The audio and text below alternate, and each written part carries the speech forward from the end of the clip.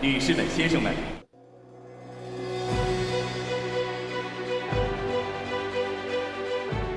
，Ni hao, fans of Shuklistan, and welcome to Day 3 coverage of the Beijing 2022 Winter Olympics on Keep the Flame Alive, the podcast for fans of the Olympics and Paralympics. I am your host, Jill Jarris, joined as always by my lovely co-host, Alison Brown. Alison, ni hao, how are you? Ni hao. I have a little bit of a podcasting injury. My throat's a little tight today, but I'm going to power through like a true Olympian. Excellent. I'm sorry to hear you are not feeling well. I hope it goes away. I hope it's not like false COVID or COVID, but we can make you get through on the close contact protocols. I don't know. So many close contacts happening in your neck of the woods. We'll get to that as we get to each of the sports, but man, Exactly. It's left and right on that. Exactly. I will remind you, I'm coming to you from the main media center here in Beijing. It's vacuuming hour, so if you hear a little extra noise, I'm trying to get that out, but whenever we sit down to tape, it is like vacuuming hour and cleaning up the media center time, and this is it. This is all I got to work with it. Well, I wonder if it's a volunteer job because I did want to vacuum, but I don't know if I No, I'm not sure, but speaking of, which volunteer or officiating job would you like to do today? Short track speed skating, resetting the pads after a crash. Oh, okay. Out on the ice, and I wonder if they have special shoes. They do. They have like yak tracks or whatever. Those they have little stubs in their shoes, or like I don't know. It's like snow tire chains for shoes. That's the only reason I want the job. I want the shoes. There you go. I actually did watch them a little bit set up for short track after the figure skating competition. They had to take down the row of padding that was where the judges sat because it was thin, and they had to put in all the thick pads. So that was kind of cool. And then I realized, oh, this isn't like a regular ice rink with boards and stuff like you normally see in figure skating. So if they fall, they do also crash into the pads. Well, it's better than crashing into the boards. Seriously, that hurts. I've done it. It's not good. Let's see, what job would I want to do today? Because I was like, oh, I wanted to do not the fix the pads. Oh, what would I want to do? Oh, in long track speed skating, again, much like in Tokyo where I wanted to ring the bell, I would like to ring the bell for the 1 lap to go. I don't know if it's a real bell or not. I definitely know it's not something you ring with your hand. It's not like clang a clang a clang. It's like a boxing bell where it's like ding ding ding, and you would hit it on the side. However, the gun is electronic, so I'm worried that the bell is also electronic. And I don't know because I was sitting over it, so I couldn't see. But in our minds, the man who is ringing the bell is wearing a little mini Bin Duen Duen, just like in Tokyo. He was wearing the little mascot. So we're going to imagine you doing that. We're going to pretend it is not electronic. No robot bell ringers. I hope not. Speaking of Bing Duen Wen, it is increasingly difficult to get one now. We are 3 days into the Olympics. The store is here in the main media center is pretty well decimated, and I gotta say I haven't been able to get to the store. I saw all these Bing Duen Duens and Shui Ron Rons in the beginning. They're nicely boxed, but they have been snapped up. The mascots are very popular here in China now. So everybody wants one, and the factories have been closed for New Year's. So now we have to hope that they get the factories up and running and crank some of these out before the Olympics are over. The 2 times I have tried to go to the store, the first one was New Year's Eve, so closed early. The second time, there was a line out the door, so I couldn't stand it. I didn't have the time. And then every other time, like I tried to go today, I was like, oh, I will check out the store. Oh, it closes at 6 on Sundays. Well, we were talking before we started recording what you were going to do during the interim between the Olympics and Paralympics. Mm-hmm. Possibly shop. If I can. I don't know what I'll be allowed to do. But location scouts, our Kickstarter location scouts, do not worry. I have procured postcards, and those will be going out to you as I can get them written. But I'm very happy to have found some of those. So Very excited to send them to you. What's going on with our fantasy league? So our fantasy league is up over 60 participants. Oh, that's fantastic. All over the world. We have Malaysia, we've got Great Britain, we have obviously the United States. We have somebody from South Africa. Oh, awesome. I would say you're all going down, but I'm really not doing very well here. Well, you have moved up. You have moved up to 33rd. I am still beating you at 24th. I had a very bad day because I had my star athlete was for the men's downhill. Oh, and there was no men's downhill today. And there was no men's downhill today. So Einarson is still in the lead with 40, and Jet is tied with PS Gola at 39. That reminds me, you know what? I have not been picking star athletes. Maybe that's my problem. Okay, I see here we have a new segment called Feed Beefs. What's going on? Well, I wanted to bring this back because we did have the segment during Tokyo, and I did want to comment that it's better. It's better than Tokyo. NBC has, here in the United States, has cleaned up its act a little bit. So there is a lot less material that is embargoed. So if you miss it live, it's pretty easy to catch it later. I'm sure figure skating will be embargoed.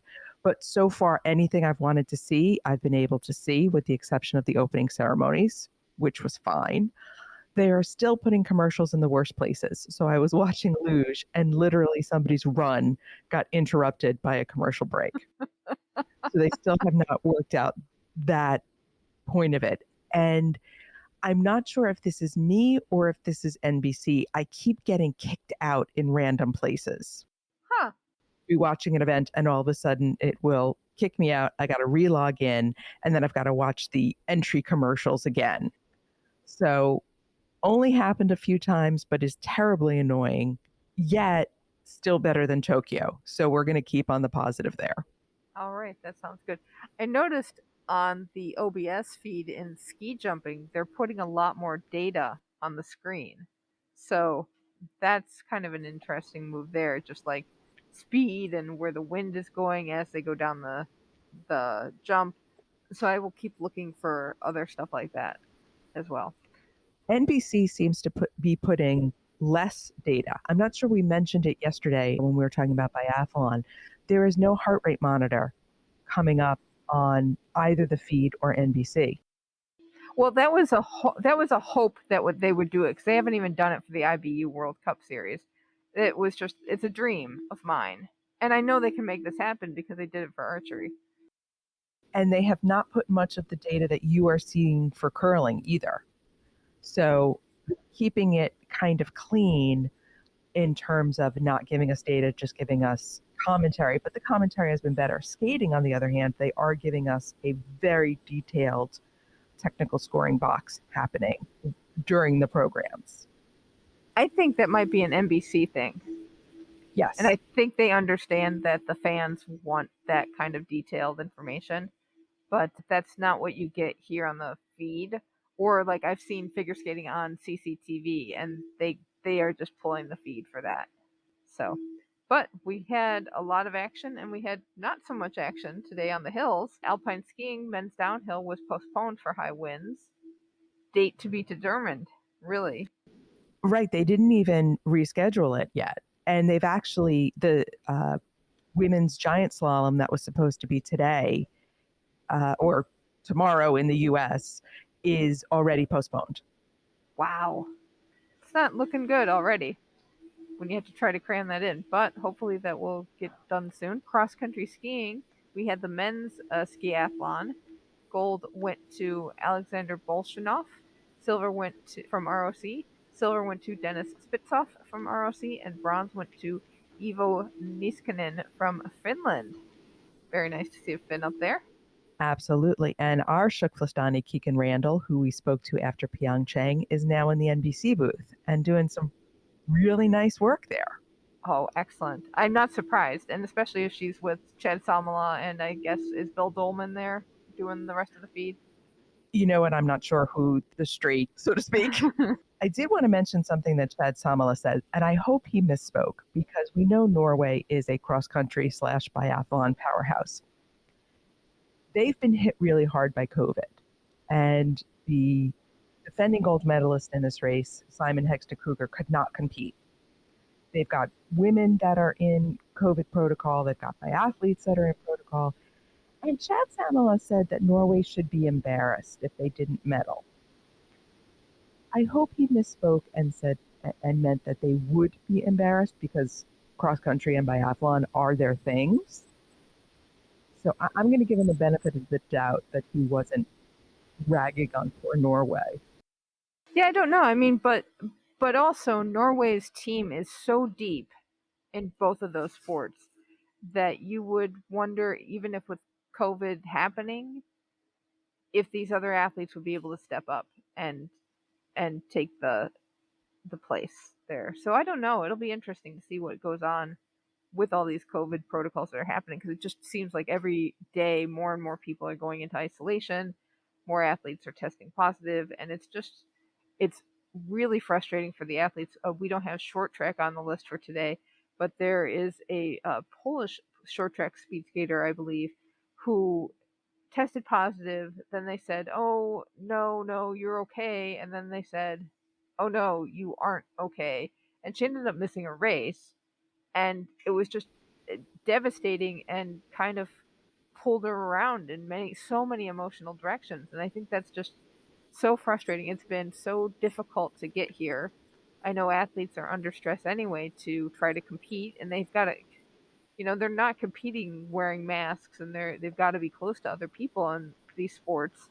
So they're doing the best they can, but at the same time, just the testing and the testing you have to do every day, the being careful beforehand, tracking all your health stuff, it is very stressful, and they can't let up just because they got in the closed loop. Like, I feel, since I've been here, just like, oh, okay, I made it into the loop.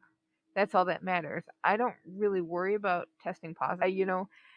Even if I'm crammed on a bus with people, because hey, guess what? Buses get crammed. But I think that stress can't let up for the athletes until their competitions are over. For some of them, that's the entire games. COVID is definitely affecting Beijing much more than it affected Tokyo in terms of changing the actual competitions. Yeah, and I wonder why that is. I don't know if it's Omicron and that being more contagious, or is it the measurements they're going by here and the measurements they went by in Tokyo. I don't know, but it seems off. Well, this is a perfect segue to get into curling. Well, this is a perfect segue to move into our next sport on our list, which is curling, because the Australian team, Tally Gills, apparently tested positive before she came to Beijing, then tested negative, then tested positive again. So there was a whole to do last night. They were going to pull out of the tournament. I went to sleep. I woke up and they had competed. She was given permission to finish out the round robin portion of the tournament. Yeah, it was amazing that because I saw how that you put that in, that they pulled out, and we got the press release from Australia. They'd pulled out, and some of the curling journalists had posted on Twitter that they would have to forfeit because she had tested positive. And then it was like, oh no, well, we looked at the results again, and you're okay. And that, along with some of the other COVID stories, it's just kind of like, huh, what's really going on here? So the best news of this is that Australia beat Switzerland, won their first curling match. So this is the first Olympic curling victory for Australia. And I was just watching some of this before we got onto tape. And Dean Hewitt says to Tally at the end of the match, "We just needed more stress." Aww. So that relationship is pretty fantastic. I'd love to talk to them about their partnership because they just seem to work so well and interestingly together. So that was a feel good story after a not very feel good story yesterday from them. Yes. And so now we are into the medal rounds for the mixed doubles tournament in curling. Standings ended up being Italy undefeated 7-0, Canada and Great Britain both were 5-2, Sweden was 5-3, Canada, Great Britain, and Sweden all were 5-2, Norway was 4-3, US was 3-4, And then the last four teams were eliminated from the medal rounds. That would be Czech Republic with a record of 3-5, Switzerland with a record of 2-5, China who finished 2-6, and Australia who finished 1-7. I'm sorry to see the Chinese team ended up not doing so well, because it seemed in the beginning their first game was real stunner, and we've had Chinese curling on Chinese TV, so it seemed like they were doing well, but perhaps not. I watched some of the Chinese match yesterday, and it could have been they lost simply because the Chinese woman would just scream the entire match. Oh wow. And she wouldn't repeat a word. She would, and I'm not quite sure what word she was screaming, but it just sounded like, I think she was actually speaking in English, because it sounded like she was saying hard, because sometimes they'll say to sweep hard. Most of them will say hard, hard, hard. She will just say hard the entire time that her partner is sweeping, and in this pitch that I could no longer watch the match. Wow. It was ear splitting. So, I mean, there's a lot of yelling that goes on in curling. I get it. And sometimes it gets annoying, but this was on a whole other level. Interesting. Well, medal rounds are coming up, and then we will move over to the men's and women's team event. So more curling to look forward to. I gotta say, so I was watching. I would imagine you get overhead shots of the Olympic Park area. There is in the ice cube, so they've got the multicolored lights. They've got some single colored lights. They can spell 2022 on the sides of the ice cube and on the roof. And then today I noticed when I was walking by the big screen TV that's in the uh, main hallway, that there's like a curling stone look that they can do with the bubbles. I'll try to get a picture and put it on. Whenever they show it on TV, it's just white. Really? Yes, I think they must just have the same repetitive shot. They sent one drone up at the beginning and that was it. But no, we have not seen all these cool colored figures. Oh yeah, it's really cool how the lights change for the venue. It's really really interesting. Moving over to figure skating, we had more competition in the team event. It was women's short program and the men's free skate. I was there for the men's free skate, which was weird because it was, well, I was very very late for the session, but it was only six skaters, so it was just very unusual to see just such a short program. But how is the women's? The women's was a lot of fun. I mean, Kamila Valieva, who is the European champion and from the ROC, she's a baby. She's all of 15, landed a triple axel, fourth woman to land a triple axel in Olympic competition. Here in the US, Tara Lipinski and Johnny Weir went a little over the top with their commentary. Kamila Valieva is stunning. She's beautiful. She's an amazing skater. And, they're calling her once in a lifetime, once in a generation. Great. Johnny Weir said her skating could change the world. Seems like they're digging deep. Although she is a beautiful skater, I will say that. But as we've talked before, the Russian skaters, I tend to be like, well, let's wait and see what happens, because somebody whose skating changes the world to me is somebody who sticks around for a while. And we've talked about the revolving door. Right. And we have a totally new ROC team of women this year. Mm-hmm. And, we have a totally new ROC women who went to Europeans. So they're interchangeable in many ways. Valieva, to me, she's doing harder things, but she doesn't look any different than the Russian women we've seen the past three Olympics. So perhaps the ROC way of skating could change the world. Possibly. But you know what I did enjoy? The Ukrainian Anastasia Shabatova did the Carol of the Bells. The Japanese skater Wakaba Higuchi. For those of you who have been around skating for a while, please tell me that you see the connections to Midori Ito back from the 80s and 90s. It looks just like her how she skates. It was great. And also want to mention the Canadians were in a hole going into the women's free skate. It looked like they weren't, excuse me, in the women's short program, it looked like they weren't even going to make it. They were going to get cut off into the next round. And Madeline Skitsis had one heck of a program unexpectedly. And so Canada got to stick around. They are in fourth place currently, most likely out of the medals. So the defending gold medalists will likely not be on the podium, but at least they didn't get the embarrassment of not even making it to the long program. Okay, interesting. So, so then we moved on to the men's free skate, but Canada. Oh no, they did. Okay, that makes more sense because I didn't know there were only 5 teams in the free skate. So, one thing that I took away, well, first off, Nathan Chen, who had skated the short program for the US, was replaced in the free skate by Vincent Zhao. And that decision I thought would be fine until it wasn't. And Vincent did not have a good free skate. He popped some jumps and yeah, he popped jumps and it just wasn't good. It wasn't quick. I expected him to be a little faster or have a little bit more intensity in the skating, and I just didn't see that. I will say that when you watch a figure skating competition live versus on TV, there are different things that you get out of it. So on TV, you get the close-ups and you get to see the details, but when you pull back and see more of the rink, and especially live because I think the ice flattens stuff out, I could better anticipate when somebody was going to make a mistake. Huh. I could see it going into jumps and stuff like, oh, this is not going to go well. And it didn't. And I was really surprised at how having the longer perspective or the wider angle really changed how you saw the programs, even if even if they looked like they were 2 inches on the ice. Were you able to hear much of the ice sounds? I would say yes, but I couldn't tell you. I can't remember because I heard ice sounds all day.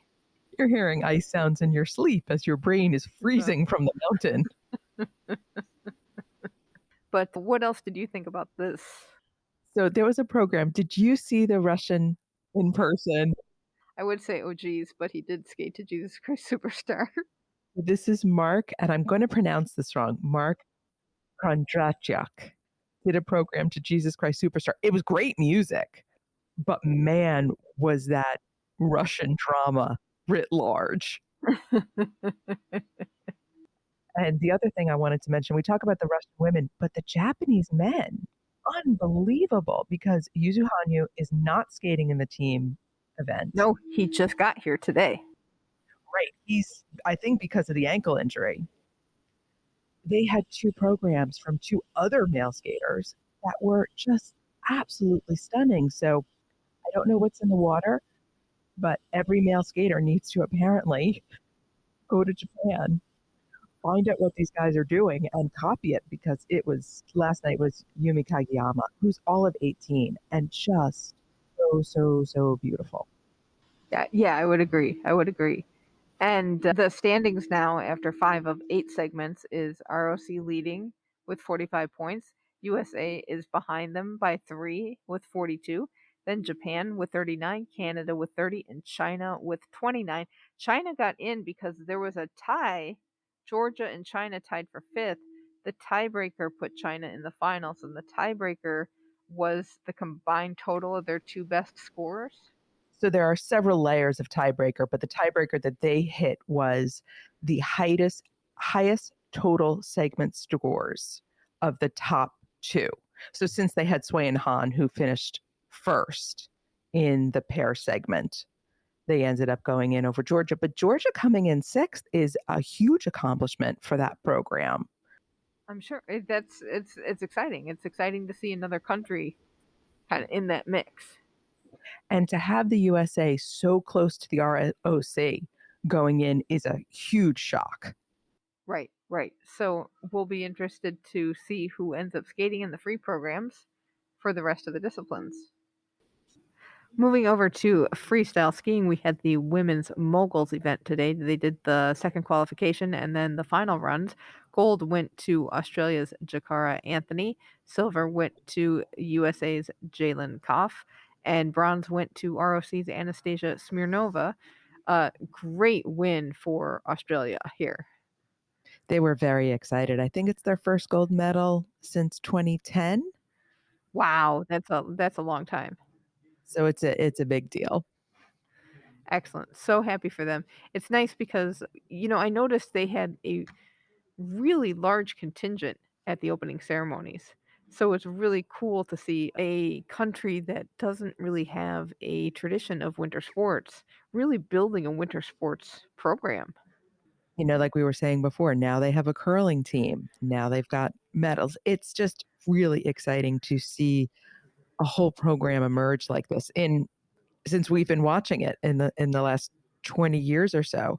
I mean, it seemed like even though Sydney was a summer games, it just catapulted their entire Olympic program, both winter and summer. Yeah, I bet it has. If our Australian listeners know anything about that, let us know because we'd love to explore that more. It is really exciting to see sports grow and blossom in the country. Aussie, Aussie, Aussie. Oi, oi, oi. So before we move on to ice hockey, we wanted to let you know about our red envelope campaign that we're doing during the games. This show does cost money to produce, and while our listeners have been extremely generous in supporting us through the Kickstarter campaign that got us here to Beijing, and also through Patreon patronage, we're coming up on 2.5 years until another Olympics. To celebrate the Lunar New Year, we're asking for donations of at least $8 to help get us through Paris 2024. Go to flamealivepod.com/support to donate. And thank you to everyone who's donated so far. We've had a lot of support, and it's really exciting and very heartwarming to know how much you appreciate the show. Okay, ice hockey. We had some more preliminary round action. Today we had, it's just 2 games. So China versus Japan. China won 2-1. And then USA versus Switzerland. USA won 8-0. And I saw period 1 of this game. Boy, oh boy. Every time the US scored 1 goal, and then a couple minutes went by, and then they just started scoring goals like crazy. It was something like 5-0 at the end of the first period. Well, little piece of good Shikflastani news. Brianna Decker is on the sidelines with her clipboard. She is there. She is staying in Beijing. Excellent, excellent. And I think I saw Shilfastani athletic trainer Wayne Lamar on the sidelines too. I may have a picture of him. He is on the other side. Closed loop prevents me from getting to him, but hopefully I'll get back to the hockey venue for the women's tournament and get in IHA somebody to get the pin to him. He needs his pin. Exactly. We have a special team Shuklistan pin for all of our guests to thank them for their time. And yeah, we're trying to get them to the athletes and other support staff who are here in Shuklistan. So at hockey, this is exciting. I mean, the Wugasan Sports Center looks like it should be a hoppin' place if there was no COVID protocols here going on. I believe, but you can't quote me, that outside of this venue is like a plaza, and it looks like they had stuff planned to do and just have like fan zone areas. I don't think that's happening. We do have fans with their flags every. All the fans are funny because they all get their Bing Duen flags and they just wave them like crazy throughout the whole. Whatever competition they're seeing, we see flags waving. The hockey arena has cheerleaders who do dances. Are they on skates or are they in the crowd? They are up in the crowd and they are like on the second tier. So they're, or the top of the first tier, that balcony level that you have to get into, or you walk into the arena and then you go down for the bottom tier seating. They're in that level. So the first number they did was to a popular song, and then after the first period and during the first intermission, they came out and did something in a traditional thing, and I was busy packing up my stuff so that I could get the right bus to get back here to the media center to tape. And I could not catch this on video, but it was equally as impressive to have these rows of dancers dancing in the middle of like the walkway. I hope you don't need to go to the restroom while they are ruin the whole effect. Bing Duen Duen was there, of course, and he kind of toddled around a little bit and waved. But one of my favorite things here at this arena was on the Jumbotron, they had little games. And like when you go to baseball games and it's like where is the baseball underneath the caps, or different races that they can do on the video monitor. Okay, so they show somebody from the audience and then they do an overlay of a whack-a-mole game, but it's whack-a-bing dwen dwen.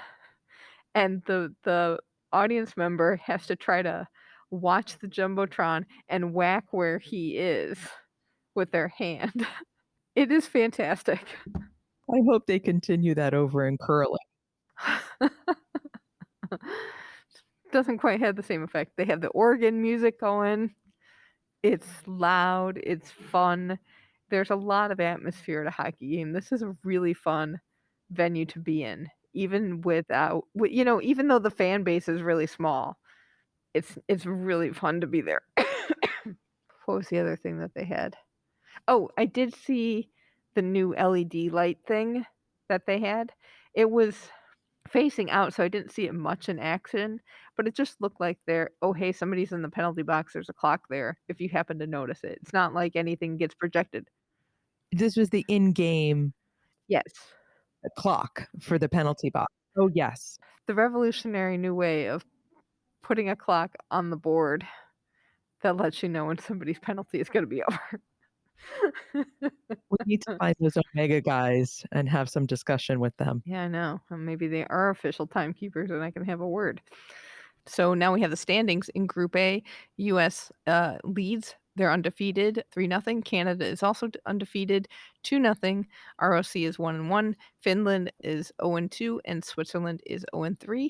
Over in Group B, Japan is 2-1, as is China. The Czech Republic is 2-0. Sweden and Denmark are both 0-2. Over to Luge, we had the last two runs of the men's singles tournament. Winning gold was Johannes Ludwig from Germany. Silver went to Wolfgang Kindl from Austria. And Dominik Fischnaller from Italy took the bronze.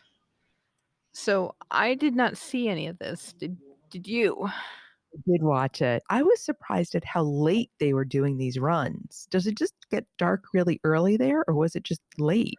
It does, but no, the whole sliding competition is extremely late. It ends at like 10 something at night. Right. So it was clearly dark. I was just surprised because usually in the past those have been done during the day. So I'm wondering why that was scheduled that way, because it's got to be just bitterly, bitterly cold. Oh, it is. Let me tell you about the cold here. It's really cold. No, it's interesting when I look at the schedule, there's a lot of stuff that just seems to happen in Chinese primetime television, which makes sense because we're here, but in a way it doesn't make sense because of the weather. Like when the sun goes down, it just gets colder. And so these athletes who are already in harsh conditions, especially in the mountains, to make them compete later at night just seems un- almost unnecessary. Agreed.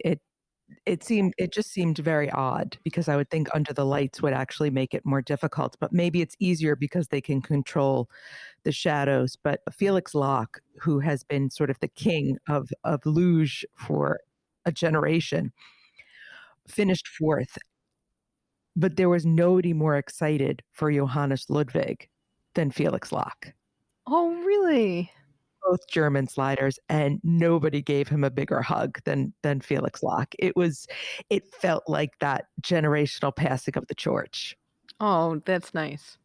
Yes, which was such a joy to see when you see an older competitor with a younger competitor, and there isn't. I mean, I'm sure there's a rivalry, but there wasn't hostility. So then that's not the only great thing that Felix Lochte has done. One of the stories that we've had here is the Olympic debut for Georgian slider Saba Kumar Stravili, who only made it through rounds 1 and 2. He placed 30th and didn't move on into the rest of the competition. But he is the cousin of Nodar Kumar Stravili, who crashed in Whistler in 2010 and died instantly from the crash right before the Vancouver Games started. So Saba becoming a loser and now competing just continues that legacy there for that family. And the Felix Lochte is when he won the gold in 2010, he melted his gold medal into 2 discs, etched Nodar's portrait and the years of his birth and death on one, and gave it to the family.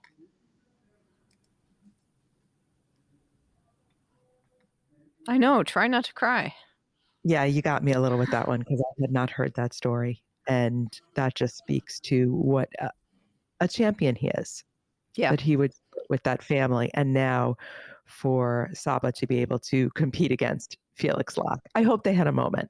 I yeah. hope they got to speak. You know, it would be amazing because I think Felix Lochte might finally be at the end of his very, very long career. Mm. Coach the Georgian program. Oh, wouldn't that be amazing? Well, first of all, they would grow leaps and bounds because Felix Lochte, you can't do better than him. No. To share that. Felix, I'm going to get you a job now that you're going to be unemployed. I don't think he's going to be unemployed for long. I'm sure everybody wants to snatch him up. Let's move over to ski jumping. We had the men's normal hill individual tournament today. We finished up after the qualifying rounds. Gold went to Japan's Ryoyu Kobayashi. Silver went to Manuel Fettner from Austria. And bronze went to David Kubacki from Poland. Wow. So this is what happened here because I have not heard what this competition was like because there's no Simone Ammann, there's no Camille Stolk from Poland. What No, happened? still competed. Yeah, I know, but what happened? Because I didn't he's a yet. champion. You got to I didn't, do it again. I didn't see it yet. Oh, okay. All right. So Well, put it on the list. I hope it's going to play around here somewhere. We got curling on right now and fun commercials and hockey. Well, this is one to look into. I will have to look into what happened with that one. Over in snowboard, this is so exciting. Women had their snowboard slopestyle competition. Gold goes to Zoe Zadowski Sanat, New Zealand, first gold medal Winter Olympics medal. Wait, sorry. First gold medal in the Winter Olympics for New Zealand. I am so thrilled for the Silver Ferns. go Kiwis. Oh, that's such good news. That's such good news. USA's Julia Marino won silver, and Tess Cody from Australia won bronze. So, Oceania cleaning up here. This was a great competition. At the very end of it, Zoe Sadowski Sanat had the last run. Julia was sitting in first. Tess is sitting in second. They're waiting for Zoe, who I believe is the world champion, to come down. She comes down. It's close. It really was just a few point difference. The commentators weren't sure which way it was going to go. But as she came down to the bottom of the run, before the scores even came up, Zoe sort of collapses at the end, and then Julie and Tess run over and pile on top of her. Oh, Just in this puppy pile of joy. It was fantastic. There is similar to what we saw with the skateboarding community and the surfing community. The snowboarding community clearly has a lot of love and affection for one another and a lot of joy just to see people throw down great runs. excellent. But I hear this was a tough competition. Like, not necessarily the athletes competing against each other, it's athletes against the elements. Yes. So the weather was tough and the course seemed to be very, very difficult. People were falling left and right.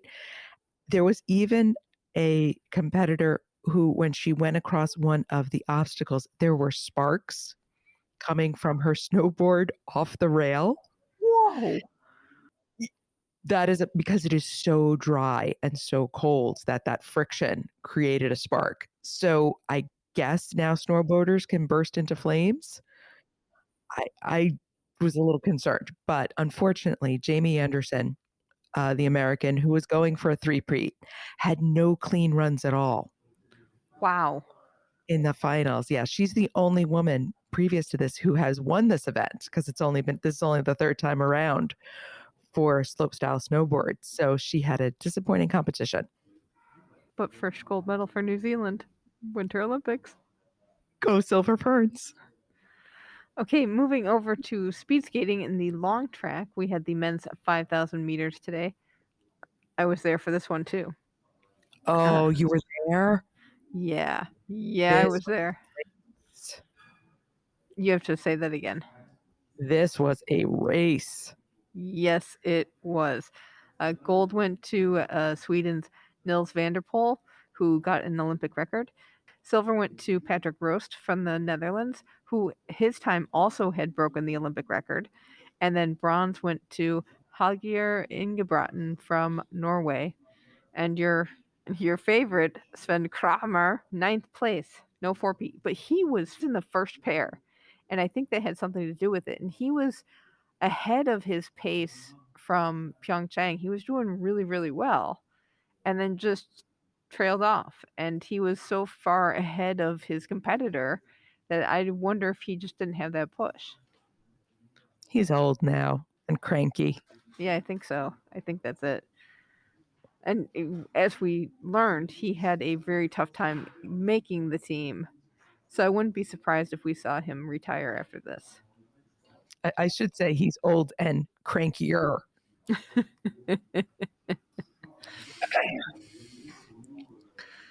was a race to watch.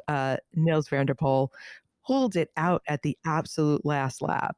He was ahead, and then he was trailing, and then he was ahead.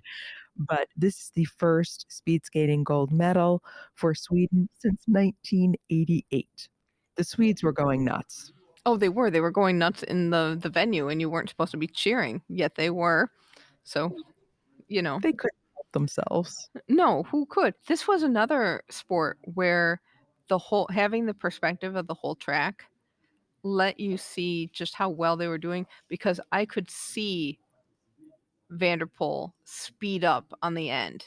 And when you're watching, generally you have either a close up of them, the one skater, or kind of the two together, but you don't get like the whole straightaway. And that's where you really saw him build speed, is that long bit from the one curve into the next. And seeing it from the far angle, really, it was just so impressive. And the announcer in-house, the in-house announcer is really fun. He knows his stuff. He loves the sport. He was excited. He'd be like, "Oh, he's off the pace. He's off the pace of, you know." But every lap, you got the times and how far back they were, and I know that information was coming instantaneously, but it was really nice to have, and they're doing a good job. There was a cute moment, and I don't know if you saw this live, but they replayed it on television. At the end of the race, the Swedish coach, you know how during the race they sort of write on whiteboards and hold up how far behind Oh, the yeah. each lap, and he held up a big 0. As in Nils wasn't behind at all. Nice. It was a cute little moment, and it was fun to watch the Swedes celebrate. It it was fun. And you know what else who else was in the venue? Bing Duen Duen. No. Oh. It's better than Bing Duen Duen. It is the Team Canada drum. It's made a return. Yes. So the chef de mission, and I'm sorry, I cannot remember her name at this moment, but the indigenous nation who provided the drum for the Summer Olympics also bestowed a drum upon the Winter Olympians too, and she is bringing it around to all the venues. And I heard something beat, and I was like, kind of like a bird dog. Wait, is it the drum? Is it the drum? And I had to go. I took a little video of it because I tracked it down and got to hear her pound the drum. It was so cool. Yeah, but she is definitely getting out to the different venues and cheering on the Canadians in style. Interesting fun fact, because this is now something I'm looking for. The Zambonis at the speed skating oval are different from the Zambonis at the hockey rink. Like one is blue and one is red, and Bing Duen Duen is doing different stuff on them. Wait, the mascot is on the Zamboni? Yeah, like a decal. Oh, I thought you meant he was like riding on the No, like that wouldn't that be costume. fun? That would be my volunteer job. I would sit on top of the Zamboni in the Bing Duen Duen costume and just toddle around. No, Bing Duen Duen is a decal on the side and doing different things, but there's different Zambonis. I got to see the Zambonis reverse down the ice. Did not know that was going to happen. That was that was exciting. And it doesn't take much to thrill me apparently when I don't have much sleep. But I enjoyed that very much. I also got to see the Duen Duen ceremony, the handing out of the pandas at the end. And You got you go got to ahead. see more Panda girls. Got to see more panda girls, and also one of them did. I forgot this, and it might have been my officiating or volunteer job. They have the mask on, mask off signs because they're allowed to have the mask off to receive the panda or medal, but then you put it back on for the group photo. Well, considering that so many people are in COVID protocol, that if you get close to anybody, and I forgot to mention this while we were talking about curling, because Taylor Gillis is in COVID protocol. They went to shake her hand and then remembered and just waved. And the Australians laughed, like, yes, I know. Stay away. 6 feet away. I will say one other thing. Maybe it was my vantage point, but none of the speed skaters' thighs looked as massive as they do on TV. I think you needed a normal person standing next to them. Maybe, but I'm going to keep an eye on that because I'll be back at speed skating. Other thing, I really liked Sweden's uniform. It is because they have the cross that's on the flag. That's like from their calf down, and that looks really cool. It's something I've never seen before in a uniform. And it's that beautiful Swedish blue. That is correct. So that wraps up today's competition. What is our Shuckflastan watch like for tomorrow? Claire Egan and Rifey will be back for the 15-kilometer individual race in biathlon. She is bib 59. Yes. So the individual is a race against the clock, and everybody goes off at 30-second intervals. So the race starts at 5 p.m. local time, and Claire will go off at 5:29 and 30 seconds. And that is probably more helpful to me because then I know when to skedaddle back outside. from taking a break, I'm gonna watch the first people go off because I have the whole start list here. I'm gonna watch the first ones go off, and then I'm gonna slide inside, warm up for about 2 minutes, and slide back out to root for Claire.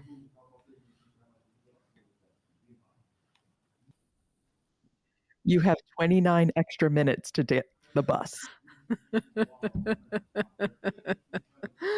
Oh man, And we already speaking of talked.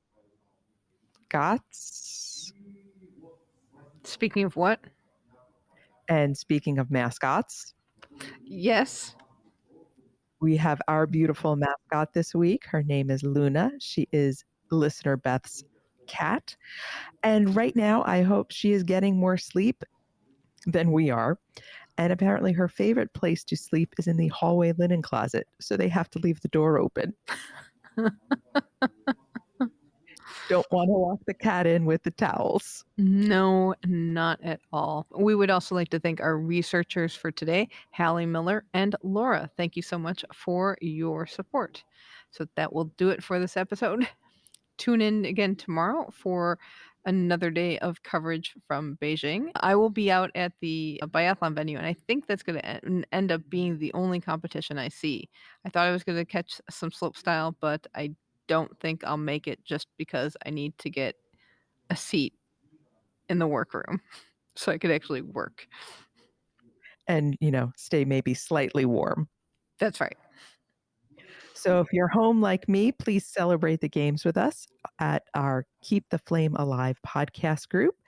And it's the place to be with me and Jill posting her daily diaries. Jill is also on Twitter. I am on Insta, and both those handles are at FlameAlivePod. You can email us at flamealivepod@gmail.com or call or text us at 208-352-6348. That's 208 Flame It. We will catch you back here tomorrow with more coverage from Beijing. Thank you so much for listening, and until next time, keep the flame alive.